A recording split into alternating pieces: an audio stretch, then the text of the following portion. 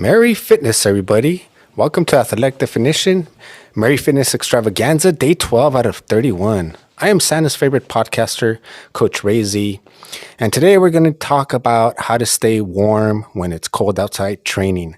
I'm coming to you from these harsh, extreme, apocalyptic 75 degrees from Los Angeles, California. That's right. You can see from the background that I'm really suffering out here in the cold for you. I'm out here just to demonstrate, to talk about what you can do to stay warm while training. And if you're planning and would like to get me any sort of present, I'm more than happy to provide a little bit of details. I know it's kind of late, but if you are planning to get me a Christmas gift this year, I'm a size 2 in plane tickets to Hawaii. All right, moving on. So today's outfit of the day, the Merry Fitness outfit of the day. Hope you like it. And, during the cold, well, actually, let me back that up. Growing up, I've always heard that the athletes from California that we're pretty soft, not just the California, but the West Coast, because we don't deal with harsh conditions. And that might be a bit true. That also may not. We do in the West Coast produce a lot of top athletes as far as when you're talking about the colleges that put pro athletes, and then the fact that I think Texas has the most Navy SEALs out there that has produced. So it's interesting and debate. But during the cold, a lot of people will just stop working out and get no activity whatsoever. So I said, let's talk about this and some options that you can do to stay warm during the cold. The coldest, especially for me, growing up in Southern California and really not traveling much when I was younger.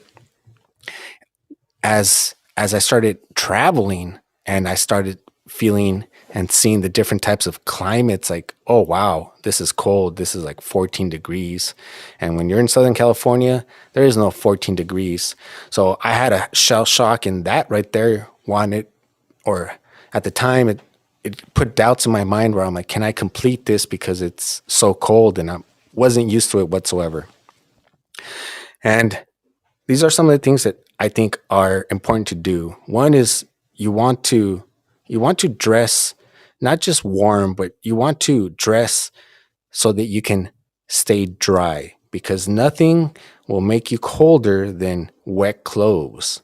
So if you use cotton, that's going to definitely, after, depending on how long you're planning to work out, it's going to stay wet. It's going to be cold. It's going to make you cold, especially if there's wind.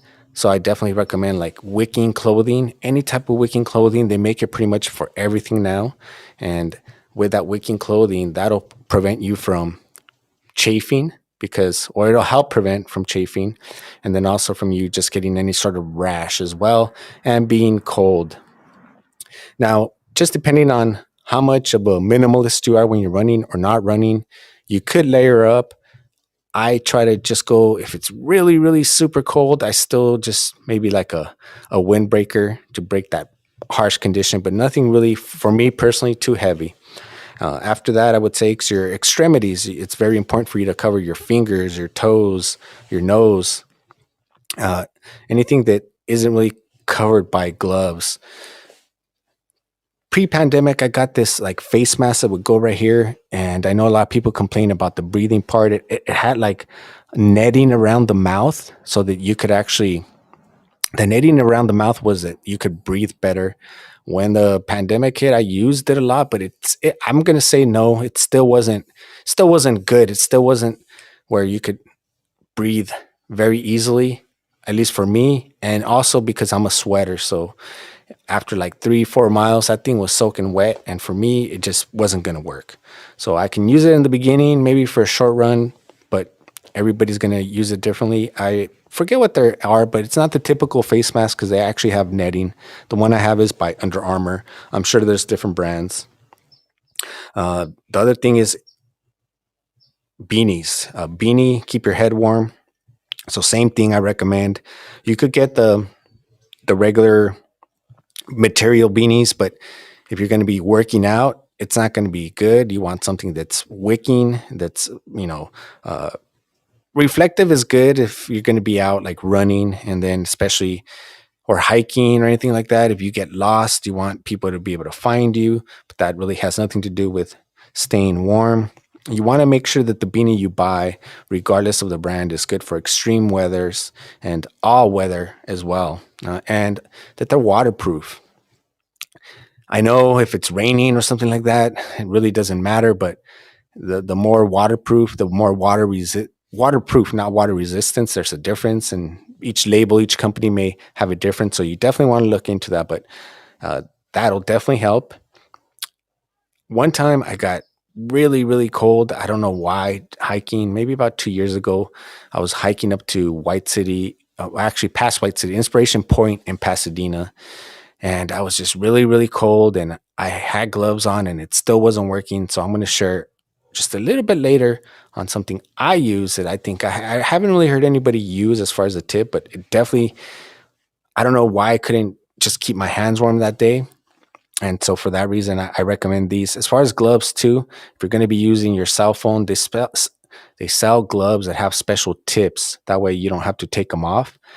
When it's really, really cold, it's hard to feel any sort of depending sensation on your fingers where it makes it harder even to open up packages. I remember doing a couple marathons where my hands were so cold and so shaking that I couldn't even tear the package open. I had to ask volunteers to help me open it. So you want them to be, first of all, like not too big so that you can actually grab items, weatherproof, long lasting material, reflective, uh, sweat wicking proof, waterproof, and then all weather gloves as well. And that day that I just for some reason couldn't get my hands warm, what I ended up using is this brand. You can pretty much go to, I think, pretty much any store. I saw them available at Walmart, pretty cheap. I think they're two for like 80 cents. They may vary, but they're basically called hot hand warmers. And they're these little packages. I have them inside. I forgot to get them. I'm not going to go in there now.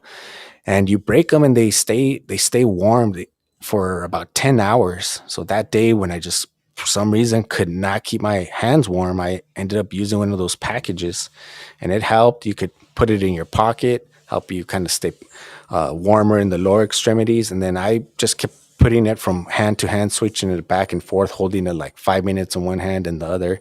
Depending on how big your glove is, maybe you could squeeze it in. But they're very inexpensive. Depending, where you're going to go, it's not something you could use.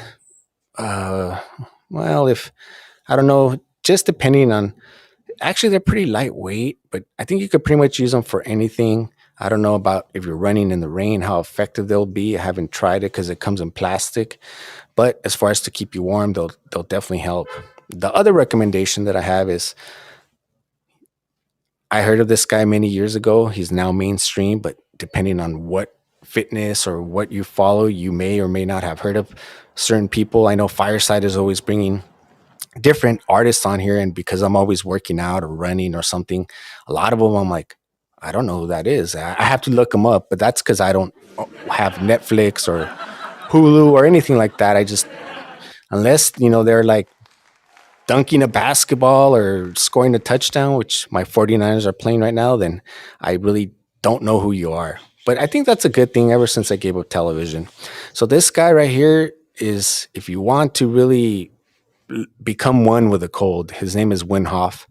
He's, I believe, from Dutch originally. He's been on, let's see, Superhuman on the History Channel. I've seen him on Joe Rogan. I've seen anything he's on podcasts to try to listen to as much information. I actually have his app on my phone. The app is very handy as well. You can get like some free introduction lessons. I do the breathing myself in the morning. I do it on and off. I honestly should do it more. And the reason that I wanted to start doing that one more is because when I went to Lake Tahoe and I ran the Lake Tahoe triple, that's when I figured out, oh man, it is super, super cold. I don't know if I could just keep running without learning how to deal with a cold, especially if I want to run in colder climates. I want to run all 50 states. So for me to do that, I would have to learn more cold training, more how to breathe properly. It's really all about breathing because what he's been able to do and what the scientists did is they broke him down. They're like, they thought it was only him. It was only him he could do it, but he taught many different students over and over. And he's ran in the, I think, the Arctic, a whole marathon with, I believe, barefoot and basically just pretty much shorts. He's done one in the desert without water, and this is all through breathing. So the breathing techniques, especially in the cold, if you're not wanting to deal with it, with the ice baths that he takes, I in the summertime I really was working on my I getting more acclimated because I was planning to go to Tahoe this year to run the triple again. It didn't happen, but I was really working on trying to end the shower with 5 minutes to get used to it little by little. Eventually, just go cold showers all the time. I'm not quite there yet. I'm really a hot type of showered guy. I really like the heat as far as the shower. So, getting used to that is going to be a challenge, but it's something that I look forward to because some places you're going to go, it's going to be cold, and man, some of my friends that I see like on Instagram, on their stories or Twitter, they're out there and they're running and they got their mustache and beard like frozen. And I'm over here in these harsh climates, 75 degrees California. And today I woke up at 6 in the morning. First thing that goes off when my alarm goes off is, oh, hell no, you're not getting up and gonna go run. Then I get up and I go, and pretty much everybody there, I went with a group, a running group, maybe about 50 people or more. And everybody's there complaining about how cold it is, how cold. I'm like, it's going to be like 75 degrees today. It's nice. We've been running previous weeks way colder, way colder.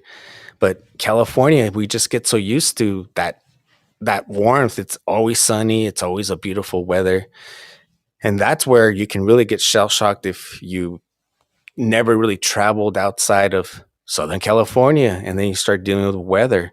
And when I always see footage of certain places where it's always cold, those guys that train in the cold weather, they're beasts. I wouldn't want to mess with any of them. So look into Wim Hof. Highly recommend him. It's really more through breathing techniques that he really helps you. And the last thing I would say is to educate yourself on frostbite and hypothermia and the signs and what to do.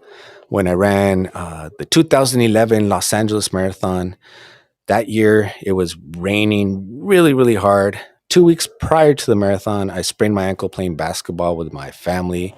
And then while I was running, it was slippery and I slipped with my foot the marathon 2 weeks later, and I sprained my other ankle. So now I'm running with two sprained ankles, and it's really windy and it's really rainy. And I've shown it on past footage because I know people think California doesn't get rain, but no, trust me, this one, it was really probably the worst one. This year coming up will be my 17th consecutive LA marathon. Trust me, it's never rained like this. Maybe a little bit of water, but that it rained hard. I started getting hypothermia.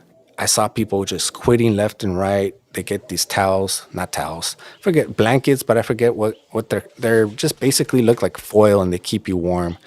And people were just dropping left and right, and I wanted to join them, and I'm not able to run as fast as I want to run so I could finish quicker and get out of the cold because the cold just sucked. It was like, it's actually my worst marathon time today. I've completed 57 and it took me almost 7 hours. It took me 6 hours, like 56 minutes to finish this marathon.